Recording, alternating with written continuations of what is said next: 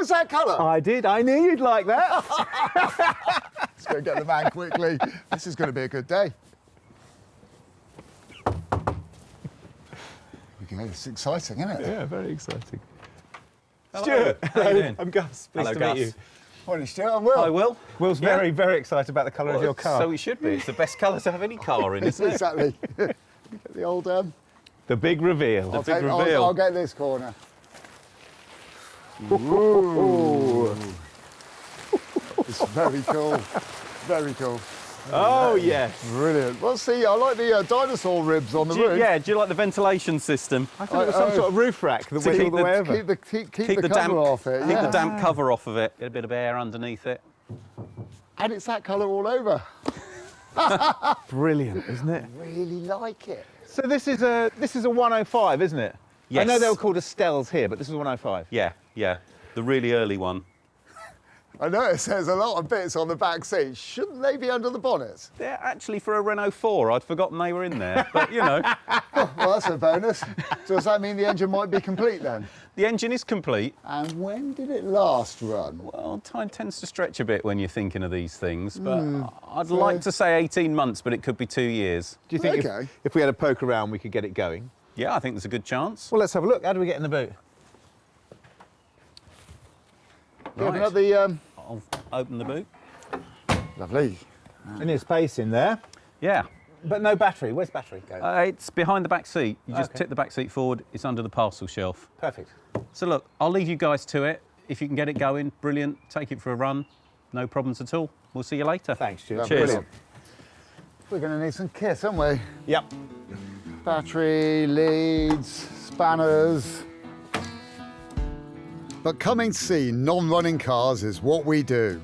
We were born ready for this moment. I peel back the seats, which are trimmed in a putrid green. The Skoda is short of coolant. All good? Yeah. Okay. Oh, sorry. Thanks, Gus. And fuel. 2 years as a non-runner sounds about right. It's an expensive grip, that one. Put that back on there. Well, at the moment, it's not starting. And it may well be a design classic, but if it's not starting, we're not going to take it home. This is a completely genuine try at a first-time start.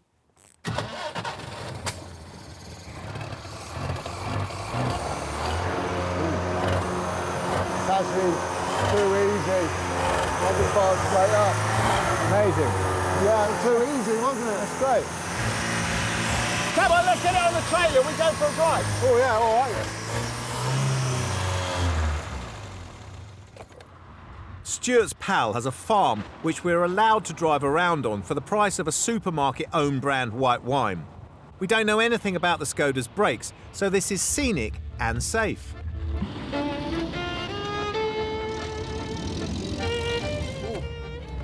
This is proper Czech countryside driving. This car was actually made to do this. Yeah. I feel like I should be eating cheeses and bosh and carrying a dozen eggs in a basket on my lap. I think that's a 2CV. This is brilliant, isn't it? Considering we're bouncing around on this dirt track, there's no horrible clonky noises. It's It not was- running very well, I have to say, but it's got all that old petrol in it still, hasn't it? I could probably do with a bit of a service. But it doesn't sound like the axle's hanging out of it, does it? It's great. The Skoda can at least scare sheep, so that's a good thing. So steering feels good. Yeah, good. Absolutely fine. Yeah. If we could get it to That's actually run nicely rather than having to keep blipping the throttle, which sounds a bit racy, but in actual fact it's just a pain. Yeah. But the suspension's great, isn't it? Really comfy. It's really, really comfy. Really comfy for Yeah, it's field better racing. better than your average sort of cheap car, isn't it? This thing's built to last. Even though we only reach 15 miles an hour, we decide to take a punt and see if Stuart is willing to take the £300 that the auction's been sitting at. Well, we never know. He might let it go, mightn't he? Yeah. Well, fingers crossed. Oh, did you want to knock? No, go on, you knock. Go on. Cheers. We're back. How'd you get on? Great. You got it running? It was fabulous, wasn't it? Yeah. It's really good. Yeah, Good. fabulous little car. It was. Glad you enjoyed it. It feels somehow wrong not taking it home with us after driving it around a field all afternoon. Yeah, I do know what you mean. It's just with an online sale, I just feel there will be other people watching the auction. You know, maybe they're going to jump in with a bid. I think the right thing to do is to leave it to run. Okay, so we can't tempt you at all. No, Seems I fair. think that to me it feels like the right thing to do. Okay. Not surprised. You know, bid and hopefully you'll win it and then you'll have some fun. That's great. Thank Yeah. you. Thanks Cheers. very much. Yeah. Thanks Cheers, both. Stu. All right. And we'll Bye-bye. hopefully see you again. Okay. Not so distant future. Bye now. Well, we know we've got a problem with the fuel system, don't we? Yeah, well, it's been on there forever. That's the main problem with it, isn't it? Imagine how much crud can collect in a tank in all that time. Yeah, it's going to be big, isn't it? It is, yeah, nasty job. So it's all got to come out. Yeah, I guess what we need to do is get all the muck that's in here out. Yeah. That's looking a bit dicky there as well, that tube. Yeah, we could replace that, couldn't we? And then we'll take the pickup pipe off, take it off the carburetor and blow it through, will we? Yeah. Well, this is starting to look like a full service. Yeah, it's going to be good. I'm going to get a bucket. I'm going to get a spade and a spanner. Ready? With our Skoda basically in good nick, the flushing of the fuel system is our first major job. Right now, I need to get rid of the old rotten petrol. Do you remember how much petrol's in it? Yeah, quite a lot more than 2 buckets, I think. Do you think so? Yeah. Holding it. See, there's already muck in there. Well, there is, yeah. But I think that bits. probably came off the bolt. I'll tell you what, there's not as much muck as I was hoping to find. No. Which is a good thing. Smells though, doesn't it? Yeah, that's really rotten. That's probably more what our problem is, actually, the fact that we've got really stale petrol rather than really dirty petrol. Yeah. But I think, nevertheless, we're going to have a good old look inside the carburetor and see what we find there.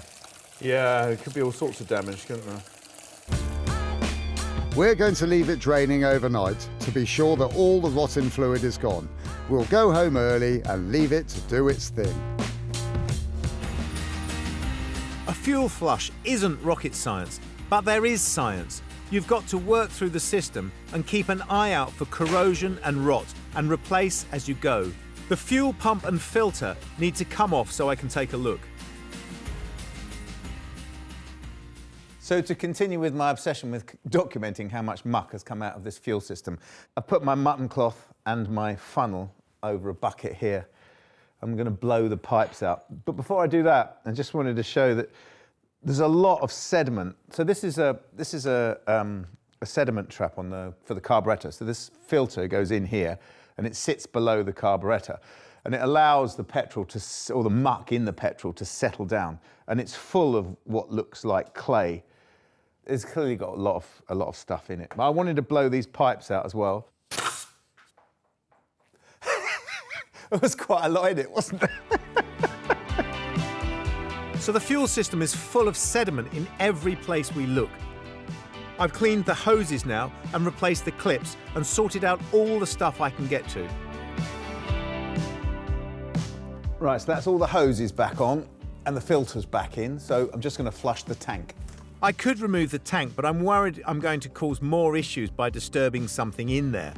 But I can flush the system through with clean petrol, which is pretty simple.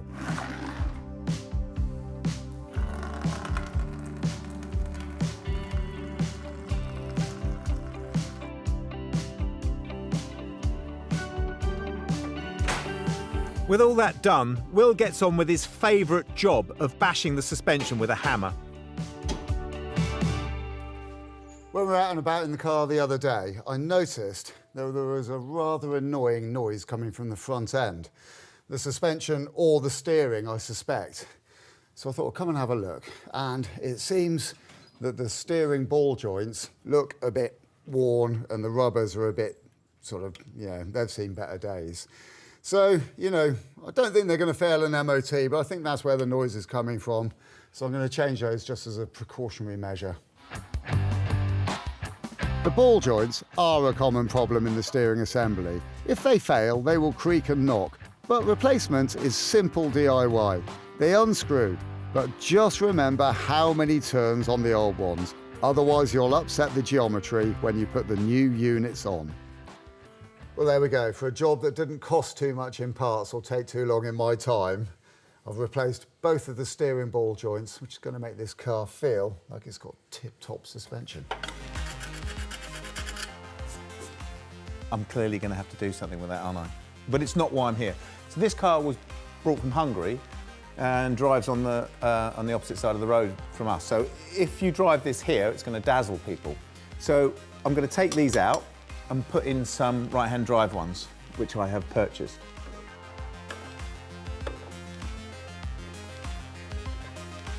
Now this is the tricky bit because obviously this is made of plastic which is 30 years old and is clearly going to not break as I take it off. Everything on this car has to be cheap, and the aftermarket lights are just £18. Well, theoretically, it should twist now and that should come off. Like it does. This is me understanding Czechoslovakian engineering, same as everyone else's, really. There we go, so we just swap this over.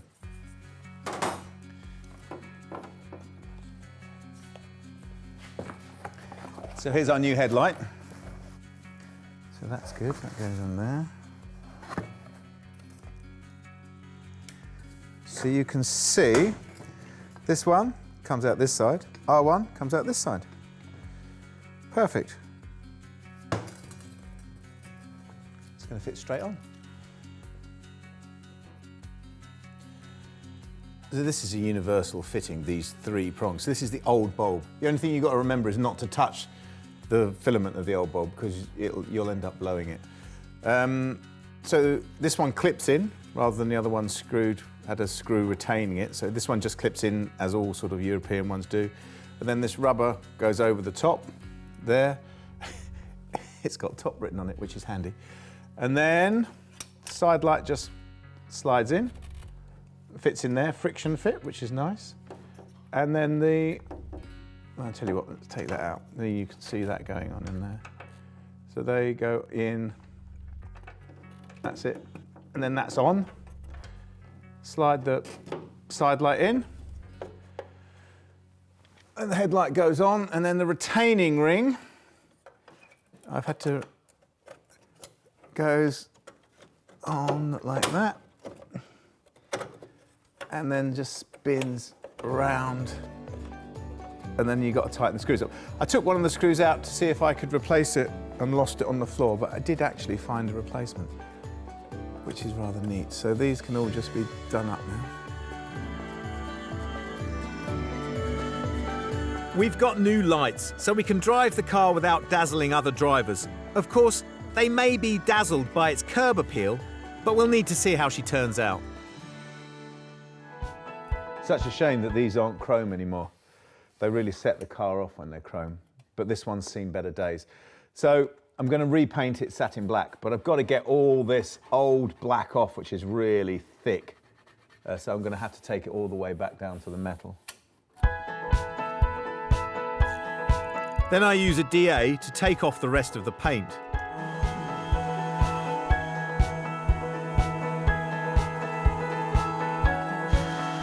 I'm also in the stripping business, trying to get these wheels back to bare metal before giving them a lick of paint.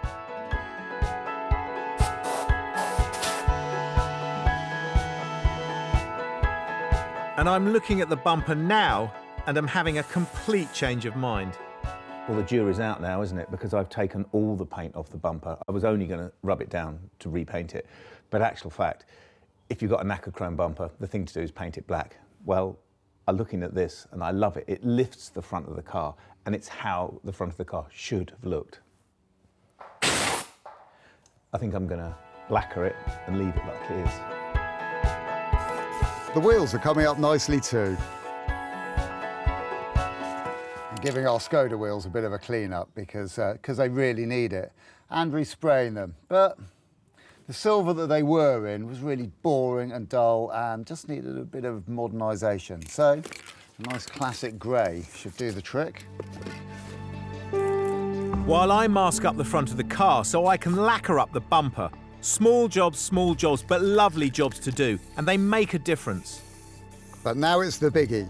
We want to give the Skoda a cheap visual lift, and wrapping the roof, we think, is the answer to it. It also covers up many scabs of paint. That is brilliant, isn't it? Nice, eh? Really nice, yeah. Proper leatherette type feel about it as well. It's going to turn our 105S into a 105 GLS, isn't it? I reckon. Make it look so super posh. Yeah. I bought my hairdryer from home. Handy. What was that speaking to? That says 1.6. Okay. Good over that. The roof trim clips off, and then we cut and manoeuvre an oversized panel into place.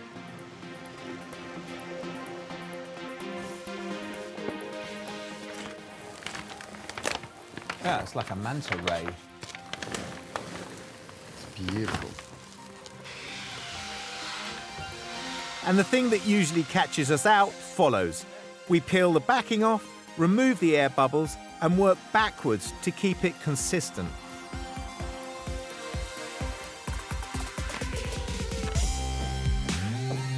Our wraps aren't always good, but this time we've got it nailed. Well, it looks great, doesn't it? Yeah, it looks absolutely fabulous. We've done a really great job. It looks the mutts. The only problem is we haven't actually covered up the bit that we meant to cover up. That was the whole intention in the first place, wasn't it, to cover that bit? But I'm feeling slightly dubious now because, where do we put the line? Yeah. I don't know.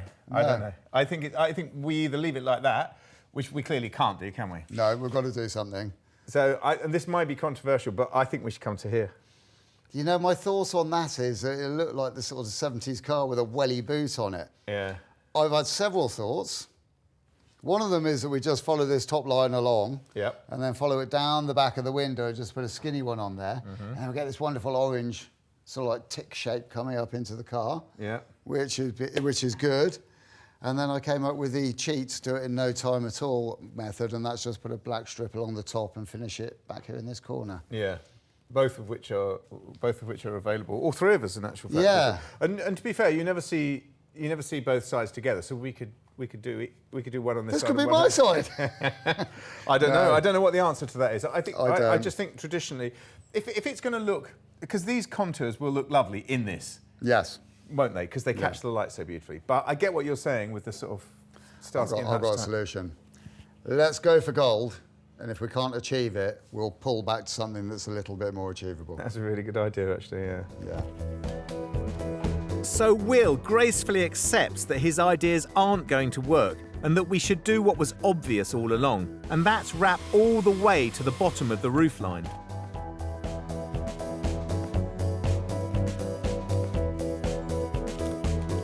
Was it the right decision?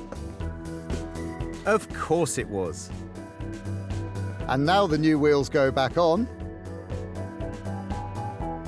and the masking paper comes off.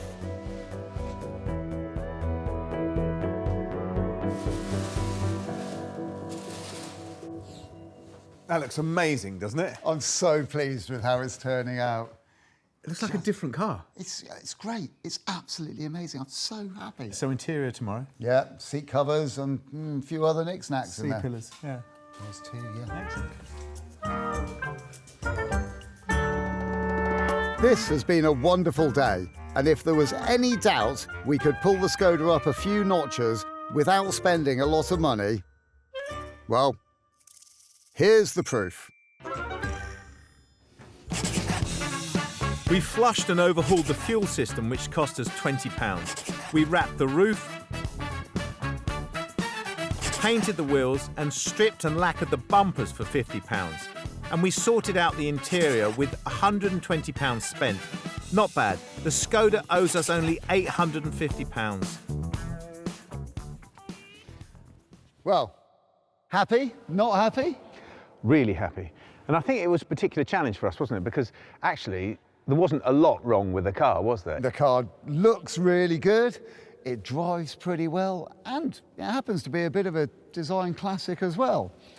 And I'm starting to get the feeling that, you know, if I had a bit more space and maybe a little bit more money, I might want to buy this one myself and just sit on it for a couple of years. It's a very cool car. Isn't it? So she's cool, but how does she go?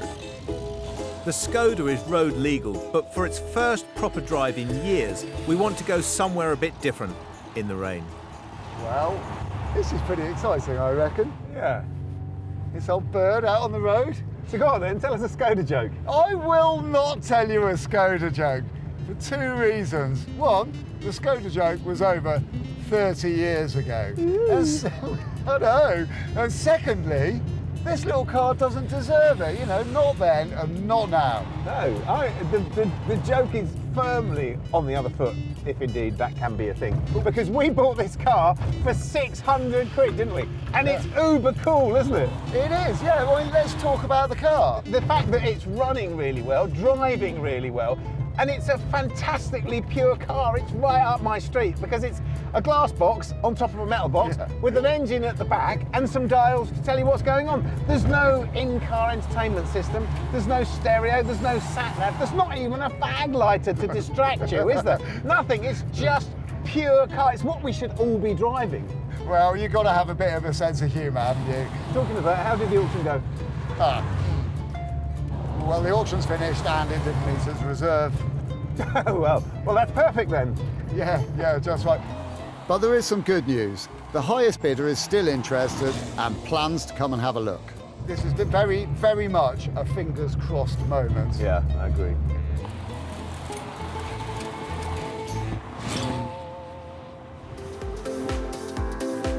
The next day, with the weather a little better, John turns up as promised. His offer topped out at 1,360, but only if the car measures up. John, hello.